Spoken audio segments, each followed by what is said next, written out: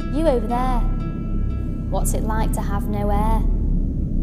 You want to know something? Here's the dirty truth about smoking.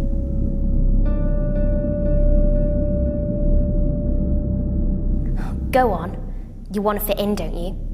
Look at them all smoking. But it's dirty. You must be the only person around who doesn't smoke. What's the matter with you? It's just a little cigarette. A little cigarette?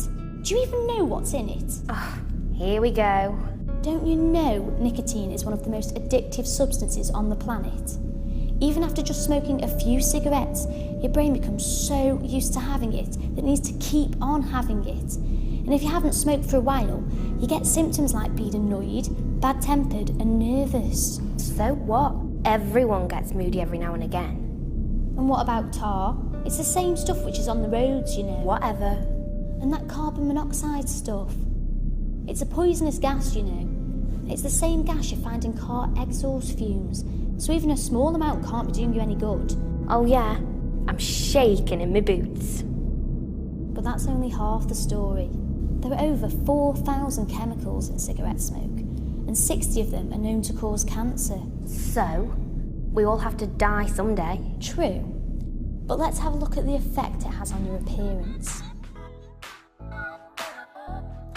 Which girl would you rather look like? Do you want dirty teeth and nasty breath? What would you prefer your skin to look like? Beautiful, clear and clean, or greasy, spotty, oily skin? What about your hair? Perfectly straightened and very nicely styled, or greasy, oily, with split ends? And finally, fragrance. Very important. But everyone's doing it. Look, but that's not true. The reality is that only 9 in every 100 11 to 15-year-olds smoke regularly. That's only 3 people in your class. Not much, is it? So you might think that you're the odd one out, but you're not. As if that's true. You're lying. Who's been right so far? It has a massive effect on how you look on the inside as well, you know. Normally, oxygen's transported around the body to all the muscles and organs by attaching itself to the red blood cells. But when a smoker breathes in carbon monoxide, that also wants to be carried around in the red blood cells. Unfortunately, the carbon monoxide is stronger than the oxygen, and it easily attaches itself. As a result, the blood can't carry as much oxygen around the body and leaves you with less energy. The carbon monoxide can cut the amount of oxygen being carried in the smoker's blood by up to 15%. This means that the heart has to work much harder to get enough oxygen all around the body. The nicotine increases the rate the heart beats at and causes the blood vessels to narrow. This puts a strain on the heart.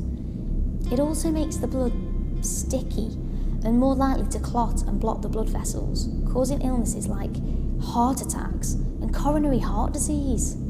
Tar from cigarette smoke coats the inside of the lungs, just like it does on the roads.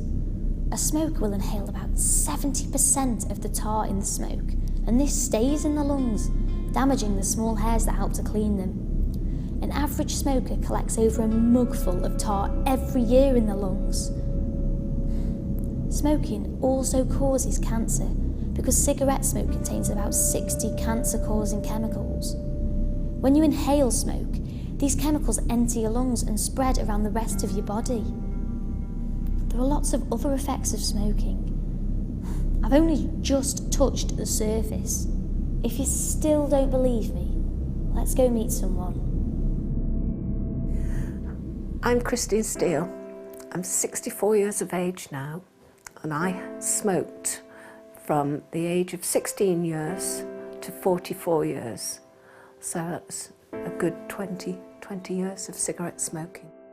My husband, he started smoking at probably 15, and he smoked until about 12 months or 2 years before he died. It attacked his spine. Then the cancer rapidly started to go into his lungs and his liver. And in the end, his lungs and was so poor that he caught pneumonia, but they couldn't treat him. His lungs were so badly damaged. So they had to withdraw all treatment. And Alan died 2 days later. When my daughter came to visit him, she had started smoking again, of course, because of the trauma of Alan being so poorly. And before Alan became unconscious, he pleaded with her to give up smoking. And she made a promise to him that she would never smoke again. He was 65 on the Monday, and he died on the Saturday morning following his 65th birthday.